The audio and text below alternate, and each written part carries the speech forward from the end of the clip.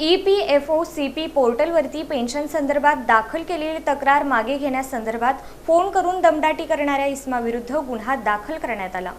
येथील राजलक्ष्मी अनिल श्रीराम या विडी कामगार EPFO ऑफिस सोलापूर येथे सतत पाठपुरावा करून देखील महिलेची पेन्शन लागू करत नसल्याने सरतेशेवटी महिलेने अधिक माहिती घेऊन व त्यांचे ओळखीचे व्यक्तीमार्फत EPFO पेन्शन संदर्भात CP ग्राम याच्याकडे ऑनलाईन तक्रारी केली.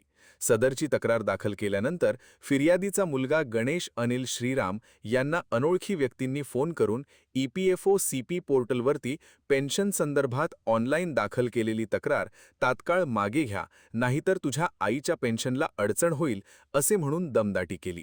सदर महिलेने ऑनलाईन तक्रार ही गोपनीयद्वारे दाखल केली असताना सदर इस्माने बेकायदेशीररित्या ही माहिती हॅक करून लीक केल्यामुळे गणेश श्रीराम याने तात्काळ जेल रोड पोलीस स्टेशन येथे फोन आलेल्या अज्ञात व्यक्तीविरुद्ध तक्रार दाखल केली.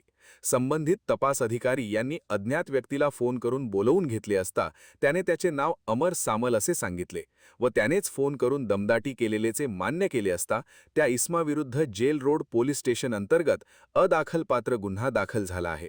पुढील अधिक तपास पोलीस करीत आहेत.